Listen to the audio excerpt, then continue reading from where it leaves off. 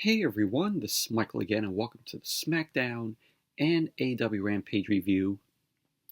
Smackdown tonight was from the Dickies Arena in Fort Worth, Texas, while Rampage was taped from the Blue Cross Arena in Rochester, New York. Smackdown, as always, this show sucked. This show absolutely fucking sucked. It's Smackdown. This show continues to get worse and worse and worse every single week. SmackDown is the worst pro wrestling show on television. What do we get on SmackDown tonight? We had the Viking Raiders versus Jinder Mahal and Shanky. And still, with the Viking Raiders, they're still calling them the new and vicious Viking Raiders. What is so new about the Viking Raiders? The only thing that's new about them is they have face paint on them and they're carrying shields. That's the only thing new about the Viking Raiders. And then we also saw Shinsuke Nakamura versus Ludwig Kaiser. We had, again, Ronda Rousey versus Natalya. We saw that at Money in the Bank. So we had a rematch of that tonight. We had the Usos versus Los Lotharios in a championship laziness match. Yeah, championship contenders match. Only for me, I call it a championship laziness match. These championship contenders matches need to fucking die. They need to. They are absolutely pointless. It is laziness on WWE Creative. And now you know why I call it a championship laziness match. And then the main event, we had Drew McIntyre versus Butch, which was originally supposed to be Drew McIntyre versus Sheamus. But that was SmackDown tonight.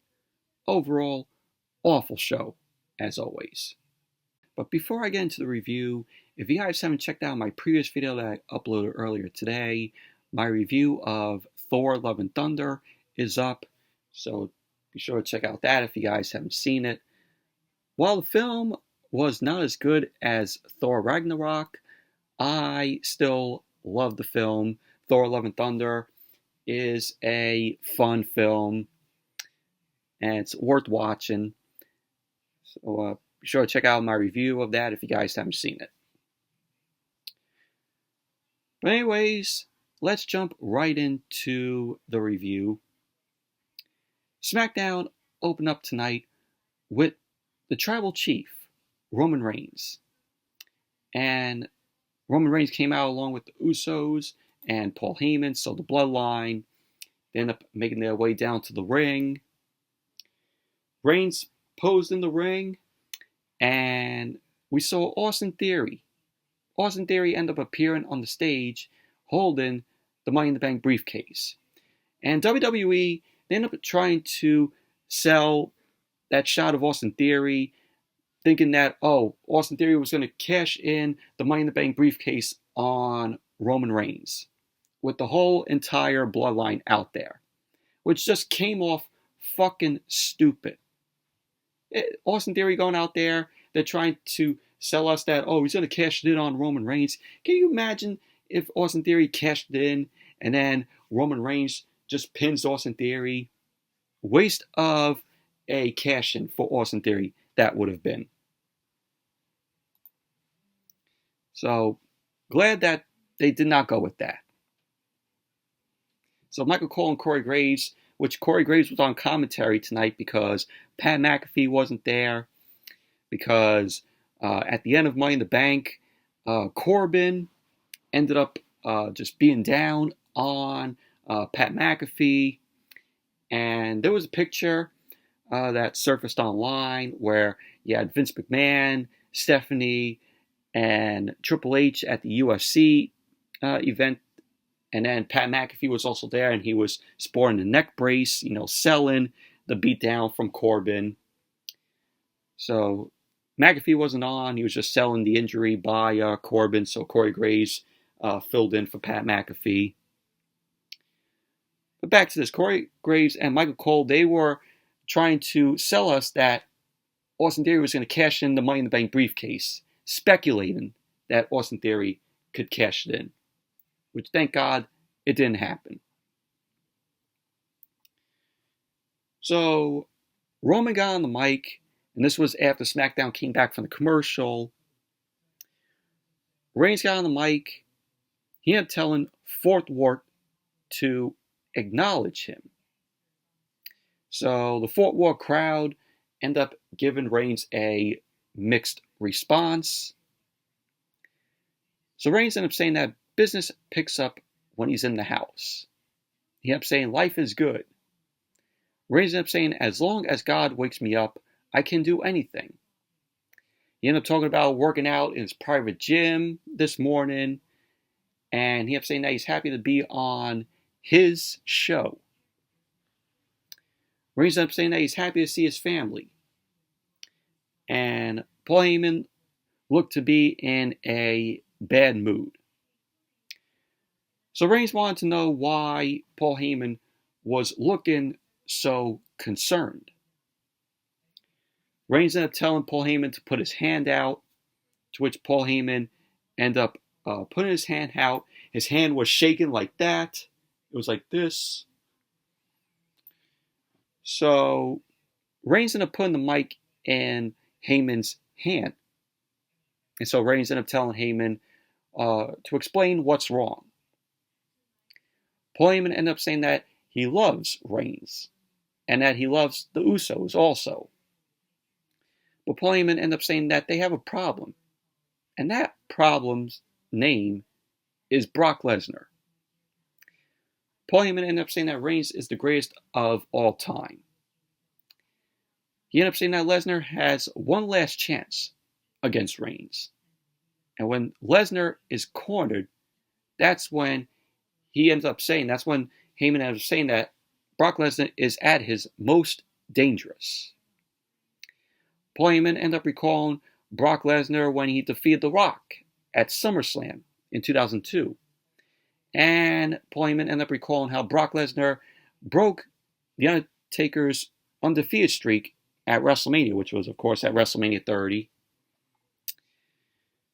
So Paul Heyman ended up saying that he's scared because now we're going to have to see Reigns go savage. Because putting Lesnar down for 10 seconds in his final title match is a whole different story from what Reigns had faced against Brock Lesnar in the past. So Paul Heyman ended up saying that Reigns will have to be at his very best. So Reigns' music ended up playing. Heyman was shown kneeling before the tribal chief, Roman Reigns. And then Austin Theory ended up making his way down. Austin Theory ended up running around the ring. He jogged down to the ring with the Money in the Bank briefcase. And then he made his way back up the entrance, posed on the stage. And Michael Cole in commentary, he ended up saying, oh, I think Austin Theory is playing mind games with the tribal chief. So pretty much that was basically how the segment ended. But Paul Heyman going out there saying, oh, we're going to have to see Reigns go savage now with Brock Lesnar. It's going to be the same fucking shit that we've seen in the other matches that Brock Lesnar and Reigns had. Who is looking forward to another match with Lesnar and Reigns? I know I'm not. I'm tired of this. I'm tired of seeing Brock Lesnar and Roman Reigns go at it. It's going to be the same fucking shit. You know, Brock Lesnar in there, suplex, suplex, suplex, F5, suplex, suplex, Reigns, Superman punch, spear. That's all it's going to be. That's all that match is going to be at SummerSlam. It's the same fucking shit that we've seen the other times they went at it. It's like repeat, repeat, repeat, repeat the same fucking moves in the match. Not even looking forward to it. And then we had the Viking Raiders. They end up making their way out. The new and vicious Viking Raiders. I want to know what's so new about the Viking Raiders. Like I said earlier, the only thing that's new about the Viking Raiders is they sported face paint and they're carrying shields. Those are the only two things that are new about the Viking Raiders. So the Viking Raiders end up taking on Jinder Mahal and So You Think You Can Dance, Shanky. This was awful. Match was fucking awful. Shanky started off the match against Ivar. He starts to dance. Jinder Mahal ended up tagging in. Ivar ended up backing Jinder Mahal into the corner and tagged in Eric. And they ended up double teaming on Jinder Mahal with forearms. Eric ended up grounding Jinder Mahal with an armbar. And we had Mahal end up fighting to his feet. He ended up kicking Eric in the face. And Jinder Mahal couldn't even tag Shanky because he was on the floor. He was dancing for the crowd. Then the Viking Raiders end up delivering a double powerbomb to Jinder Mahal. And that was that. The Viking Raiders end up winning the match. Post-match, the Viking Raiders end up beating up on Jinder Mahal and Shanky. And then the New Day end up making their way out. Kofi Kingston and Xavier Woods. Kofi got on the mic and he ended up admitting that the Viking Raiders kicked their butts over the past couple of weeks. Kofi ended up pointing out that their butts are still here. So the Viking Raiders didn't do a very good job. Xavier Woods ended up saying that those butt kickings were not sanctioned, so they don't count. So Xavier Woods and Kofi Kingston ended up pulling out officially sanctioned ass-beating tickets. So Kingston and Xavier Woods came to the ring. They ended up brawling with the Viking Raiders. Eric ended up taking down Kofi. And then Eric caught Xavier Woods with a knee. And then they laid out the New Day. Ivar climbed up to the second turnbuckle. And Eric ended up passing Xavier Woods up to him for a front slam from the second turnbuckle. So the New Day were laid out thanks to the Viking Raiders. And then the Viking Raiders ended up departing out of the ring. And that was that. Overall, awful match between the Viking Raiders, Jinder Mahal, and Shanky. And more of the Viking Raiders and New Day.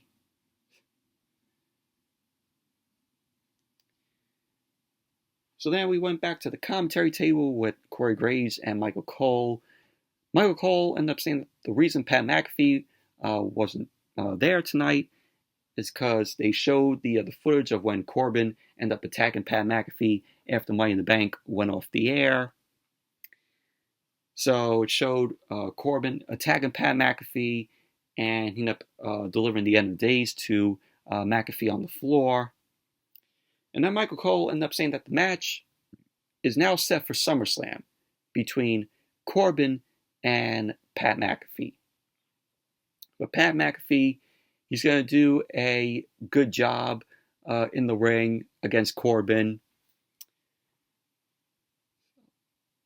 And then we went back to the commentary table, and Corbin was sitting at the table. He ended up saying that he'll show he can do this better than Pat McAfee. So to which Michael Cole ended up adding that Pat McAfee was playing golf earlier today, and that he wasn't medically cleared to do commentary tonight. So then we had Gunther. Gunther, the Intercontinental Champion, ended up making his way out. Michael Cole ended up saying that he ended up teasing that Gunther will host an open challenge. So then as SmackDown came back from the commercial, Ludwig Kaiser ended up introducing Gunther. Kaiser ended up saying that no one in attendance is worthy of watching the ring general compete. Kaiser ended up saying that it is customary for an Intercontinental Champion to defend in open challenge. So Gunther ended up taking the mic. He ended up saying anyone who would face an opponent he doesn't know is a fool. Gunther then ended up saying that a title match must be earned. So out came Shinsuke Nakamura. Corbin ended up, freaking out over Nakamura's entrance theme, just like Pat McAfee does, where Pat McAfee hops on the commentary table and he dances. Only Corbin did it here in a very cringy style. This was absolute cringe on Corbin doing that, just mimicking Pat McAfee. Corey Graves ended up jumping up on the commentary table along with Corbin. They both were dancing to Nakamura's theme. Very cringy. So Nakamura then got on the mic.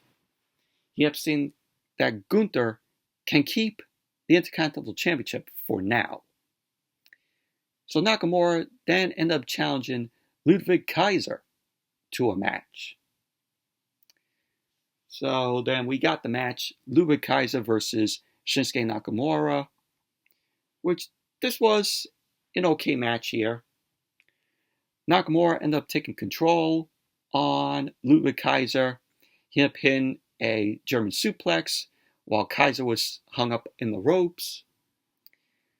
So we had Nakamura was just staring at Gunther, and Kaiser ended up catching Nakamura with a drop kick when Nakamura got back in the ring. Nakamura then ended up spilling out to the floor. And then as SmackDown came back from the commercial, Ludwig Kaiser was in control of the match on Nakamura. Nakamura ended up hitting a one-legged drop kick to Kaiser. He fired back with some strikes, and he ended up kicking away as Kaiser was down on his knees. We had Nakamura end up hanging Kaiser across the top turnbuckle, end up hitting his running knee into the corner to Kaiser, end up going for the cover. Kaiser kicked out at 2. So at the end of the match, Nakamura delivered the Kinshasa to Ludwig Kaiser, and he went for the cover, and there you go. Nakamura ended up winning the match. Post-match, Gunther ended up coming into the match, and he was very mad at Ludwig Kaiser losing the match to Nakamura. And Gunther ended up ordering Kaiser to stand up. Kaiser got slowly back up to his feet. Gunther ended up hitting Kaiser with some chops across his chest. And he ended up berating Kaiser. So the last chop, he ended up flooring Kaiser. And pretty much that was basically that. But I liked this. This didn't look like a split or a breakup between Kaiser and Gunther. And if WWE breaks up Ludwig Kaiser away from Gunther, or they split Gunther away from Ludwig Kaiser, that's going to do harm to the both of them, in my opinion. Kaiser is a good mouthpiece for Gunther. So I hope WWE, as they go forward, they don't break up Kaiser and Gunther. Because if they do, like I said, that's going to do harm to the both of them. I forgot to mention, when Gunther was on the mic, the crowd there was giving him the what treatment. They were going, what? What? So Gunther got the what treatment tonight. And then we had the SmackDown Women's Champion, Liv Morgan. She ended up coming out. Michael Cole was in the ring to interview her. Michael Cole ended up recounting Liv Morgan's eventful Saturday night at Money in the Bank last week. He ended up pointing out Ronda Rousey had suffered a knee injury in her match against Natalya. Cole ended up suggesting Ronda Rousey probably wants a rematch at SummerSlam, which you all know that's coming. They confirmed it. Liv Morgan ended up saying, bring it. She ended up saying that her title win is the culmination of a lifetime of hard work. She ended up saying that she's willing to work 10 times as hard to stay on top. Liv ended up saying that no one wants this championship more than her. Michael Cole ended up saying 10 years ago, Liv Morgan was a waitress, saving her money to one day get into training to be a sports entertainer. Michael Cole ended up saying that Liv Morgan suffered many setbacks, but now she gets to enjoy the jubilation of her success. So Liv Morgan ended up saying, being a champion means everything to her. She ended up saying that she dreamed of it her entire life, and sometimes questioned if she would get to the top, but she never gave up. And from my way in the report, Ronda Rousey was the one to go to WWE Creative, and Ronda pitched Liv Morgan to win the SmackDown Women's Championship. So you gotta thank Ronda for that. I like that they put the title on somebody new, and Ronda saw, Liv being good, and so that's why, she went to WWE Creative and told them, hey, let's put the title on Liv. I'll drop the title and pass the torch down to Liv Morgan. So, like I said, you gotta thank Ronda for that. So then Liv Morgan was interrupted by Natalya. Natalya came out. She ended up saying that she's dreaming of when Liv Morgan is finally going to shut up. She ended up saying that the only reason Liv is champion is because of her, and that Liv's Cinderella story will come to an end at SummerSlam. So Ronda's music ended up playing. Ronda ended up making her way out. She was walking a little gingerly to the ring, and Ronda ended up congratulating Liv Morgan. Ronda ended up saying to enjoy it, because at SummerSlam she'll find out that defending the title is a lot harder. So Ronda ended up getting jumped by Natalya. Liv Morgan ended up coming to save Ronda, ended up dumping Natalya, throwing her out of the ring. Liv Morgan and Ronda Rousey ended up staring at each other in the ring, and then SmackDown went to commercial. Overall, this was just very cringe, this segment. Very cringy. And then we have Ronda Rousey versus Natalya, rematch from Money in the Bank. Same old. We have Ronda end up going right after Natalya's knee. Natalya end up retreating out to the floor. So Ronda end up going out of the ring, grab Natalya, and she ended up slamming her knee on the apron. Natalya again retreated out to the floor. Ronda ended up going out of the ring again, started punching Natalya in the gut. We had Ronda end up getting up on the apron with Natalya and ended up grabbing an ankle lock. Natalya ended up falling to the ring when Ronda ended up releasing the ankle lock. Ronda got back into the ring and once again put Natalya in the ankle lock and then transitioned that to a slam, to which Ronda ended up locking the ankle lock back in on Natalya. So Natalya ended up tapping out. So there you go. Ronda ended up winning the match. What a pointless match this was. All it was Ronda going after Natalya. Natalya retreat out to the floor. Ronda locks in the ankle lock. And then Natalya ended up falling into the ring. Ronda went right back to the ring. Did the ankle lock again on Natalya. Transitioned into a slam. And locked in the ankle lock again. And then Natalya tapped out. Wow, some match it was.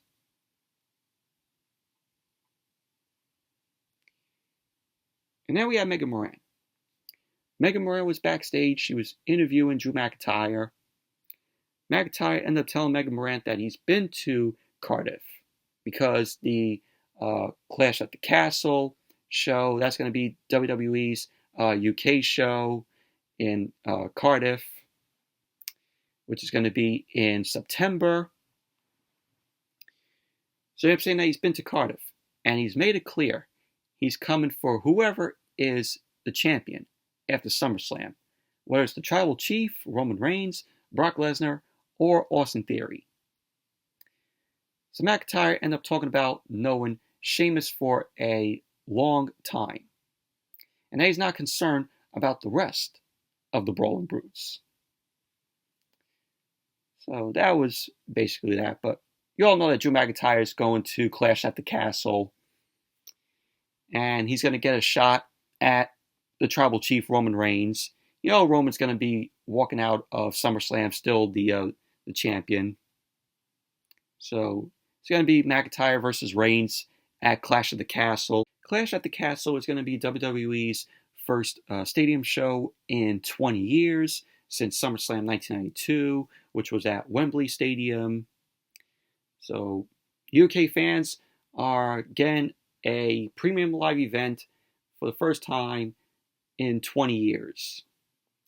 And Clash at the Castle also is going to be the first major event to take place in the UK since 2003 Insurrection, which Insurrection was only shown in the UK.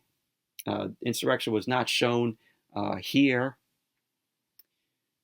So good on the UK fans for getting a premium live event there, since the last time they had one 20 years ago when SummerSlam 1992 took place.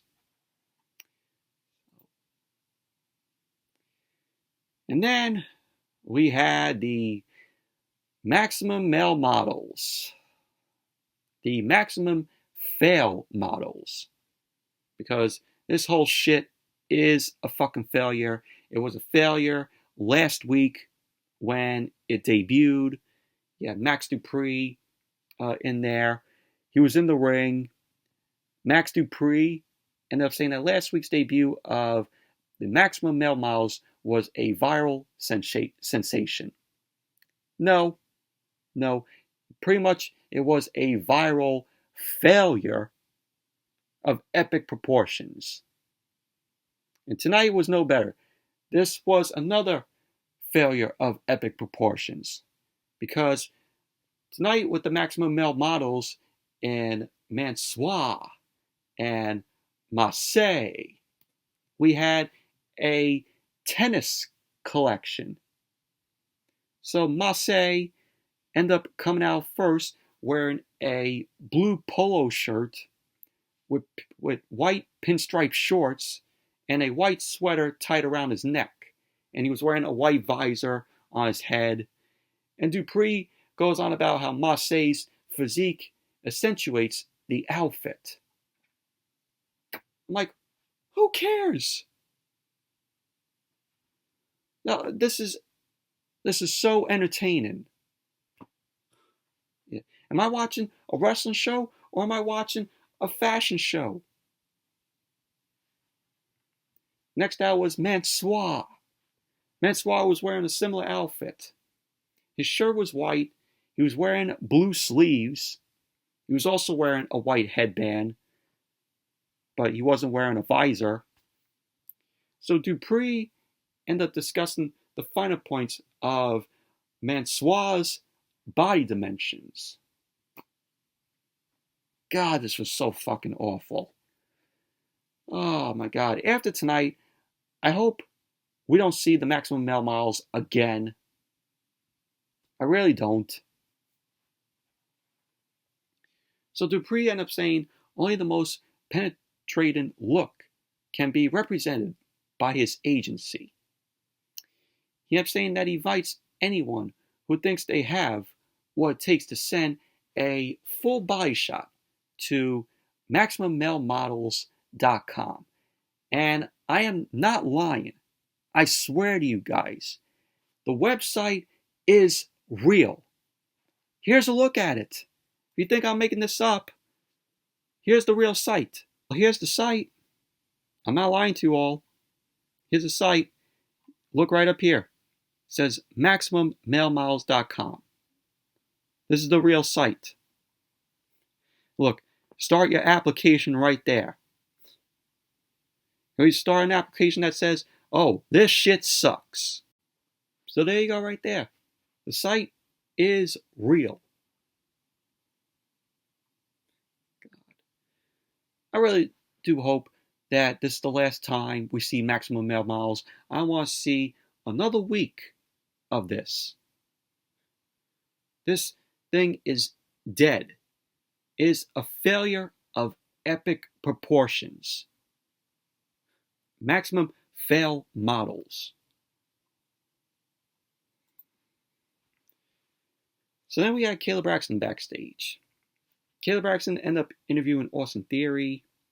Austin Theory ended up saying to Caleb Braxton that he's here to let Reigns know that he's always watching. He ended up saying that he preferred to cash in the Money in the Bank on Brock Lesnar at SummerSlam, but he'll cash in on Reigns too. Austin Theory ended up saying that everyone is looking for someone to knock Reigns off his pedestal, and it might just be him. Theory ended up saying that Reigns is screwed because either Lesnar will beat him or he will. And then we have Madcap Moss. Madcap Moss ended up coming in, and Moss ended up saying that's a briefcase, but he thinks he can shove the whole thing into Theory's mouth, and he liked to try. So that was basically what Moss had to say. And then we had Aaliyah. Aaliyah ended up making her way out, and Aaliyah was going to team up with Lacey Evans to take on Shayna Baszler and Shotzi. So as SmackDown came back from the commercial, Aaliyah was waiting in the ring. Lacey Evans ended up making her way out, and Lacey Evans ended up pointing to her ear. Lacey Evans ended up going backstage because I guess she was waiting for the crowd to give her a big ovation, but she got zero response from the crowd. So she went backstage, ended up playing her music again, and this time the crowd ended up cheering for Lacey Evans when she came out. So Lacey Evans apparently still wasn't satisfied. She went backstage again, and Lacey Evans ended up coming out for a third time. And she was urging the crowd to get louder for her. And this time the crowd did not cheer as loudly. And some of the fans were booing Lacey Evans. So Lacey Evans got in the ring. She got on the mic. She ended up saying that she's completely disgusted by the response she received from the crowd. Evans ended up saying that she wants to know if they know who she is and what she's been through. Evans ended up saying that she poured her heart and soul out. And for what? She ended up saying that she thinks they look at a woman like her and know all the struggles she's been through, and that they can never go through something like that. Lacey Evans ended up saying that she deserves a stand ovation. So she was implying to the fans that they are too fat to stand up for her. She ended up saying that she's an American hero who put her life on the line. So Evans ended up saying that until she gets the respect she deserves, she says all the fans can go to hell. So Lacey Evans was starting to leave the ring. Aaliyah ended up trying to stop Lacey Evans. And Lacey Evans ended up nailing Aaliyah with the woman's right. So Aaliyah was knocked out. So we didn't get the tag team match. And Lacey Evans turned heel tonight. So I'm like, Lacey Evans turned heel. I'm like, so what was the deal with all the vignettes that they did for Lacey Evans and trying to make her a babyface? And you mean to tell me, oh, now you're going to turn her back into a heel? So you wasted all of our times with the vignettes that she was doing. You made her into a babyface just for that little, and then now you're making her a heel. It's like WWE does not know what to do with Lacey Evans. So now I'm just thinking to myself, all the vignettes that we saw of Lacey Evans, that was a complete waste of time.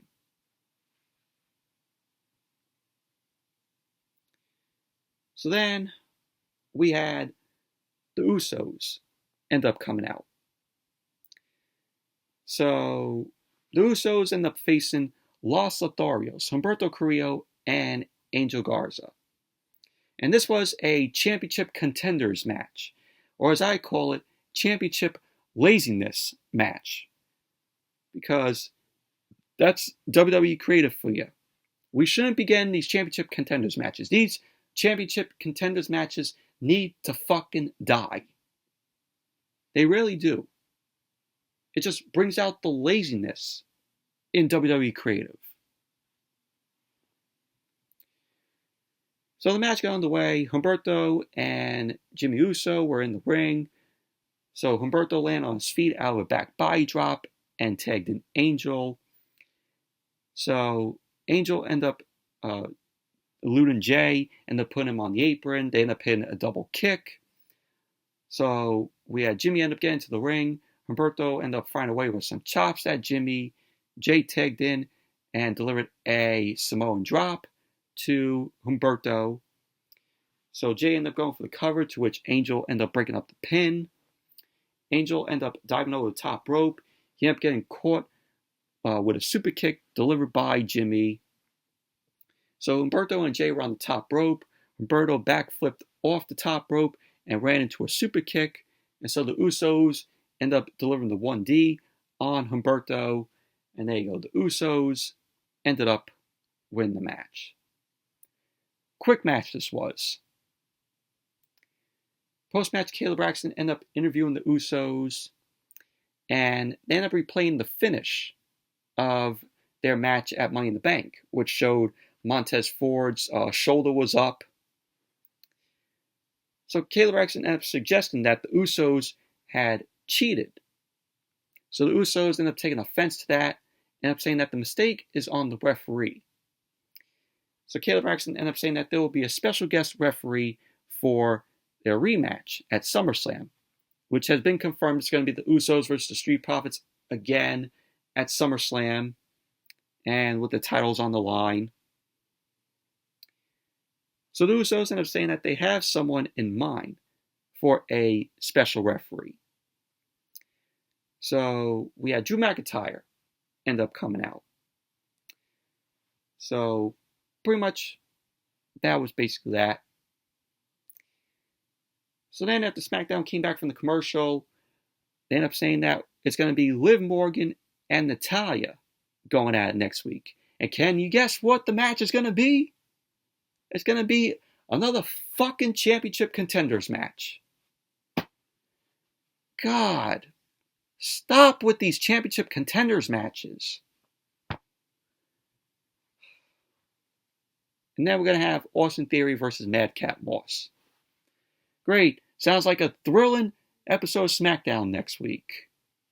With another fucking championship contenders match. So then we had Drew McIntyre. He was waiting in the ring. Sheamus ended up making his way out. So this match was originally supposed to be Drew McIntyre versus Sheamus, where the winner gets to go to Clash at the Castle, which obviously we all knew was going to be Drew McIntyre.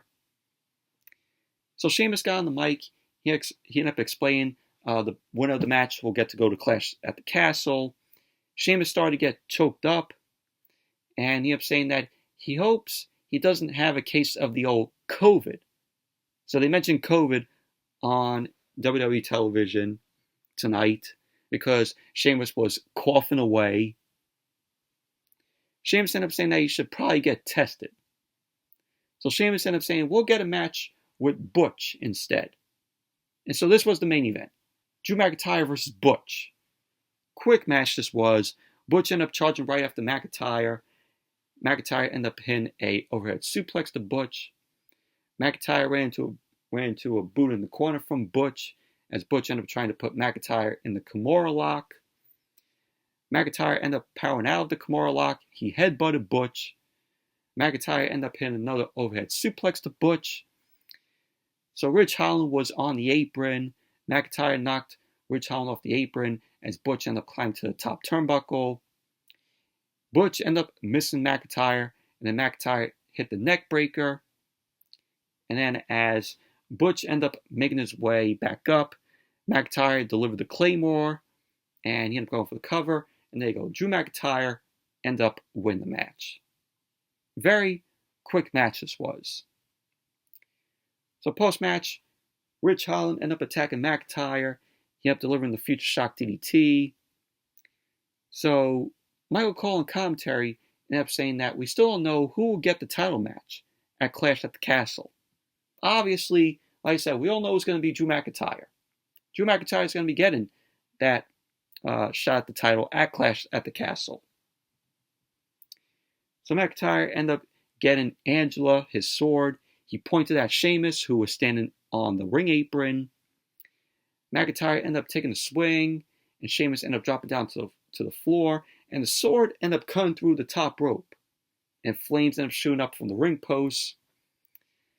So McIntyre ended up posing in the ring, and pretty much that was how SmackDown went off the air. Overall, this SmackDown sucked. The show continues to get worse and worse every single week. It's the worst pro wrestling show on television. It's number one. Number two is Monday Night Raw. This show sucks. This show absolutely fucking sucks. Moving on to AEW Rampage, which Rampage was a good show tonight. I'd say Rampage was better than Dynamite on Wednesday, to which Dynamite on Wednesday felt like we were watching a 2-hour AEW Dark.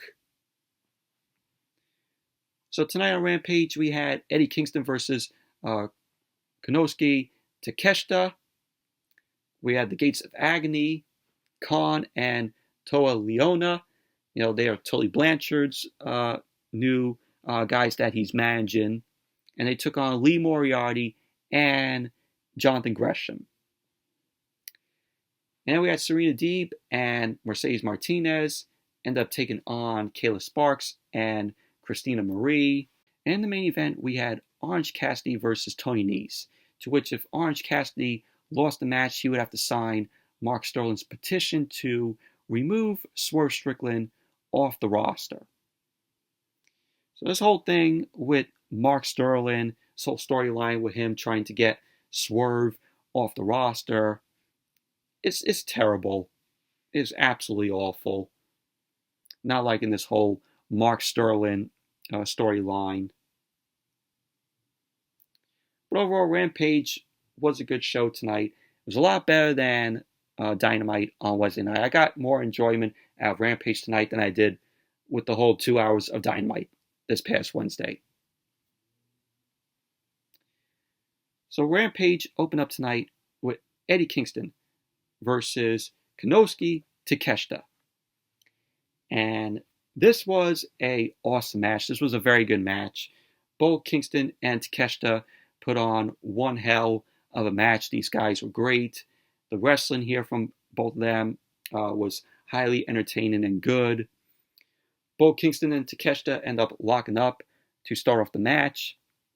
They end up breaking up the lockup, and they end up locking up again. Kingston ended up taking Takeshita down with a headlock. Takeshita ended up escaping out of the headlock as Kingston ended up offering a test of strength. Kingston ended up taking down Takeshita. Takeshita got back up to his feet. They started trading holds in the center of the ring. Takeshita ended up backing Kingston into the ropes. Kingston ended up hitting a gut wrench suplex, and he ended up chopping Takeshita. Takeshita replied back with a forearm to Kingston. Both Takeshita and Kingston were trading some strikes until Kingston ended up hitting a thumb to the eye to Takeshita. Kingston started fighting away with some chops in the corner to Takeshita. Takeshita reversed and hit a series of forearm strikes to Kingston. Kingston came back and delivered a headbutt to Takeshita. And then Kingston ended up grabbing a chin lock to Takeshita in the center of the ring. Takeshita reached to the ropes to break up the chin lock.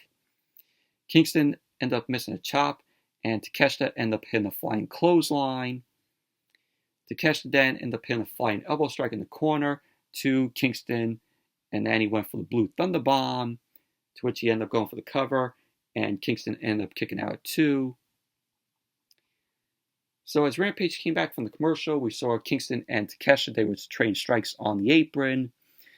Kingston ended up trying to go for a exploder suplex, but Takeshita escaped and hit a German suplex to Kingston on the ring apron. So Takeshita was hanging on to the apron. He wanted another suplex on the floor, but Kingston reversed it into an exploder, which that exploder looked pretty cool on the floor. So both men were out on the floor. The referee was counting. Takeshita ended up coming back into the ring, and so is Kingston. So both men barely beat the referee's count back into the ring. So we had Kingston end up hitting a lariat to Takeshita, which was nice. It was a nice lariat delivered by Kingston. So Kingston ended up going for the cover, and Takeshita kicked out at 1. Then Kingston went for the sit-out Liger Bomb on Takeshita. He ended up going for the cover, to which Takeshita kicked out at 2. Kingston tried to go for the spinning back fist, but Takeshita blocked it. And Takeshita ended up hitting a brainbuster to Kingston, to which Kingston kicked out at 2. So both guys were trading strikes from the knees in the middle of the ring. And Kingston ended up collapsing into Takeshita's arms, but he ended up recovering and started hitting some more strikes to Takeshita. So in the end, Kingston ended up hitting the spinning back fist to Takeshita, and he ended up going for the cover. And there you go. Eddie Kingston ended up winning the match.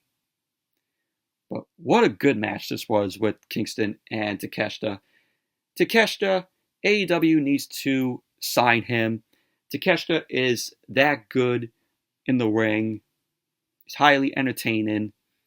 And Tony Khan needs to give a contract to Takeshita right away. They need to sign Takeshita full time. More Takeshita on AEW television. Make it happen, TK. But awesome match this was. And then we had Athena and Chris Statlander.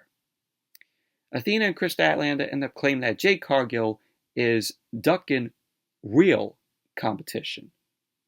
And so both Athena and Chris Statlander want an opportunity at the TBS Championship. So, like I said before, if we get Athena versus Jade Cargill, Athena is going to be the one to defeat Jade Cargill, defeat Jade Cargill's undefeated streak, and Athena, I have to say, is going to be the next TBS champion. That's how the way I see it. I don't think Chris Statlander is going to beat Jade Cargill.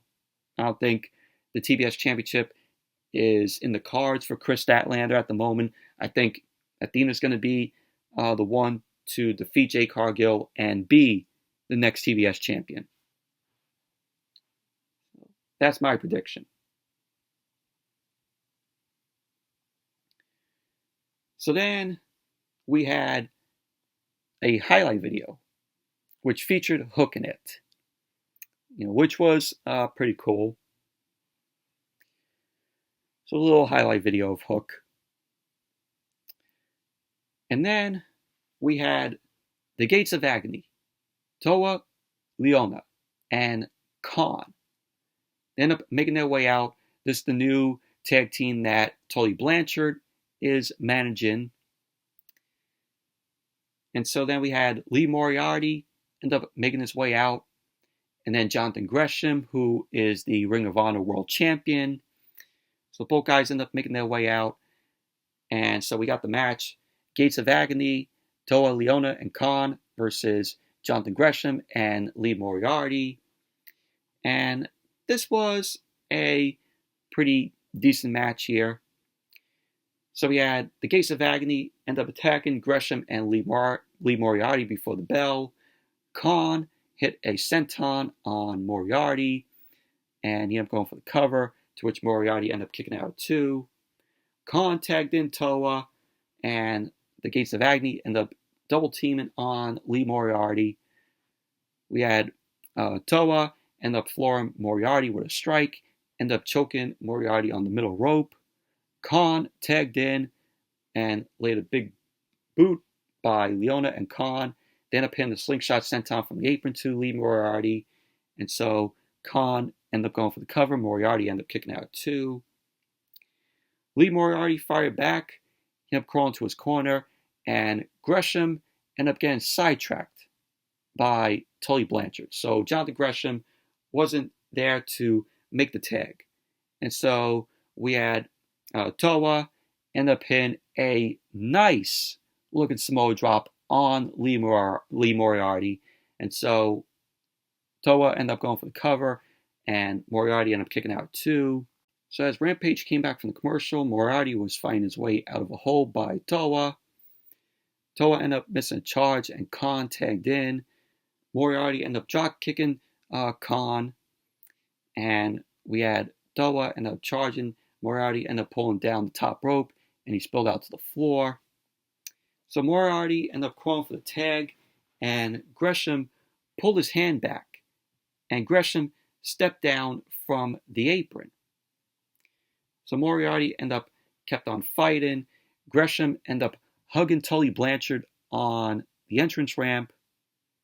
And so Toa ended up hitting the discus lariat, and Kaun hit a gutbuster on Moriarty, and that was that. The Gates of Agony ended up winning the match.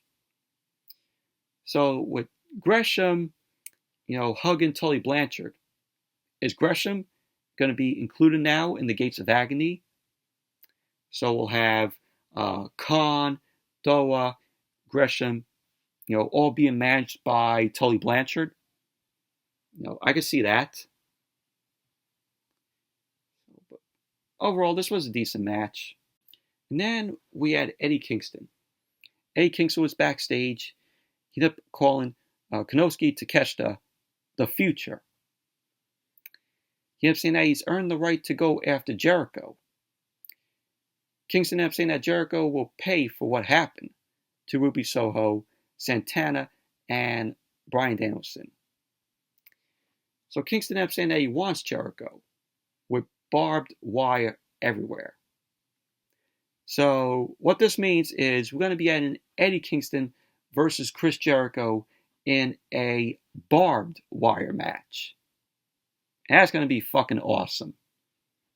I am looking forward to that when it happens. It's going to be a good match. So then we had Mercedes Martinez and Serena Deeb. They ended up taking on Kayla Sparks and Christina Marie. This was a quick women's match here. Mercedes Martinez, she's the Ring of Honor Women's Champion. So Deeb started off against Christina Marie. Deeb ended up taking Marie down, ended up going for an arm submission. She stomped on Marie's arm and hit a European uppercut.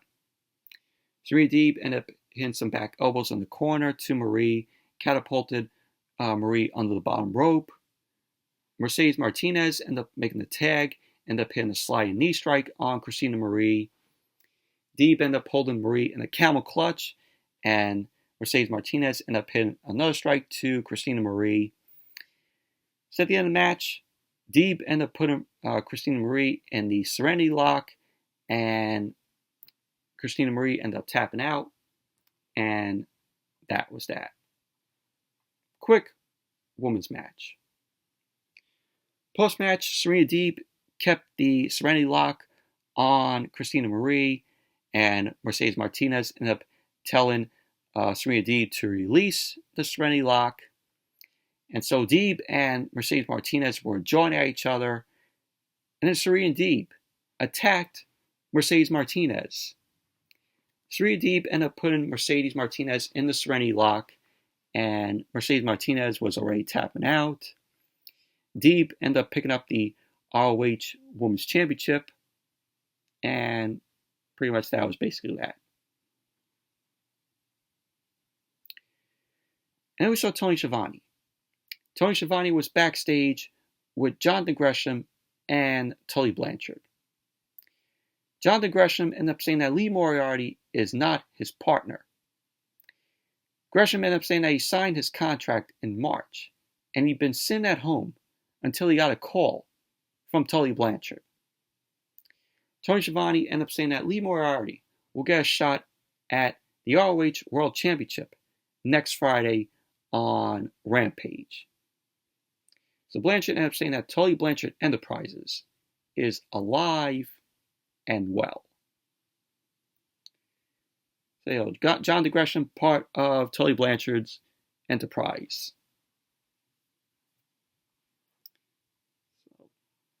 I thought he would be a part of the Gates of Agony, but clearly turned out John Gresham is part of Tully Blanchard Enterprises. But that match next week, John Gresham versus Lee Moriarty for the ROH World Championship. Obviously, John Gresham is going to retain the title.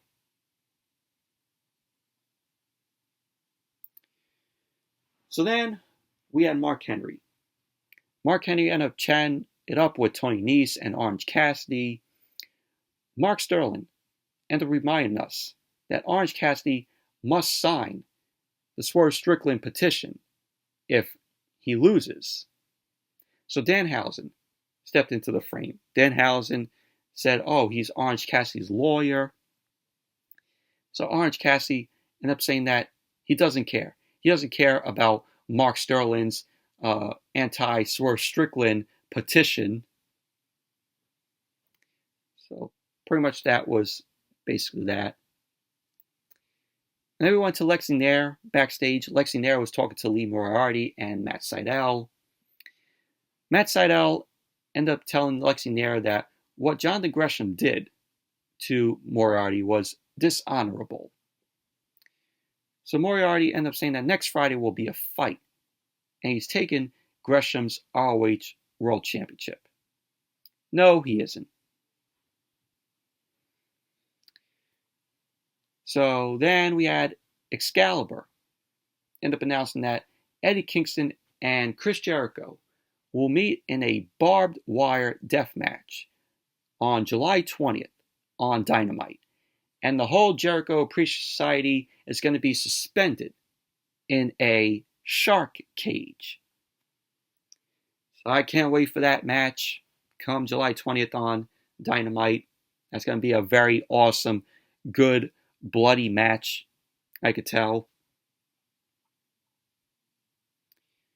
And so then we had the main event. Orange Cassidy versus Tony Nese. Orange Cassidy ended up coming out along with the Best Friends and Danhausen. And this was a pretty good match here. Orange Cassidy ended up teasing, putting his hands in his pockets. Tony Nese ended up cutting him off. Ended up taking him down with a headlock. Tony Nese is very good in the ring. He's very entertaining. So Tony Nese ended up coming off the ropes with a shoulder tackle and knocked down Orange Cassidy. Cassidy ended up putting his hands in his pockets while he was down on the mat. Tony Nese ended up trying to attack Cassidy, but Cassidy ended up rolling away. Cassidy connected with a drop kick to Tony Nese, which Cassidy still has hands in his pockets, and he did a kip up. Cassidy ended up coming off the ropes. Tony Nese quickly got into the ring to knock Cassidy down with a back elbow. Cassidy ended up grabbing a small package, but he couldn't get a hold down on Tony Nese. Cassidy ended up popping to the apron, ended up slamming Tony Nese's head into the turnbuckle. Cassidy ended up climbing, but got cut off by Tony Nese as Nese ended up carrying him out for a gutbuster.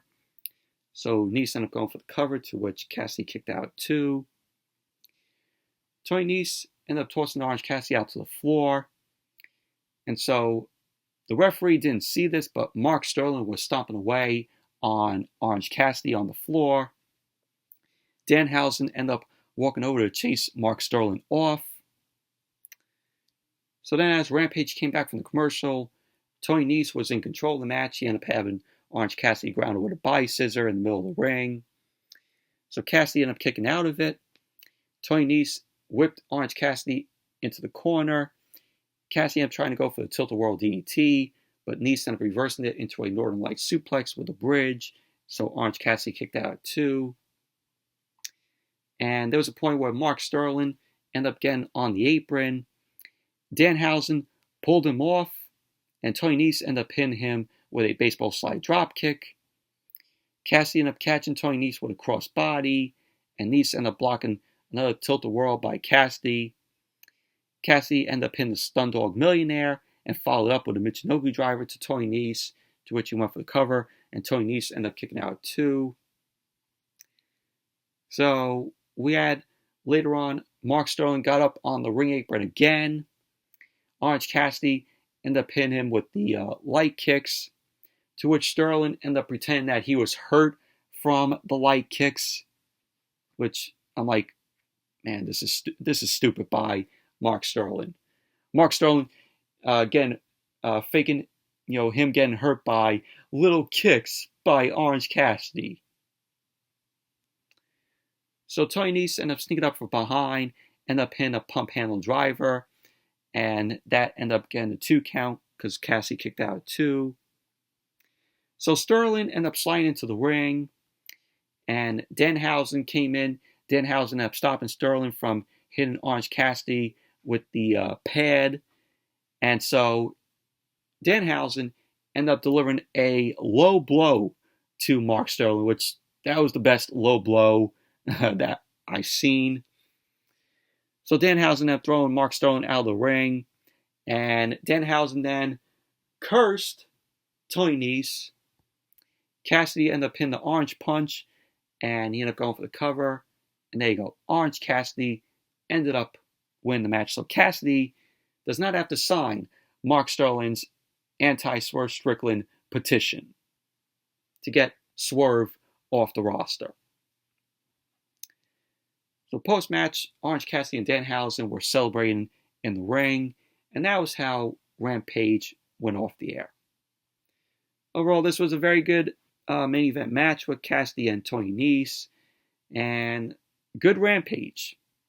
Like I said, way better than Dynamite on Wednesday night. But anyways, that's it for the Smackdown and AEW Rampage review. Thank you all for watching. Hope you all enjoyed this review. Definitely give the video a thumbs up, comment, subscribe.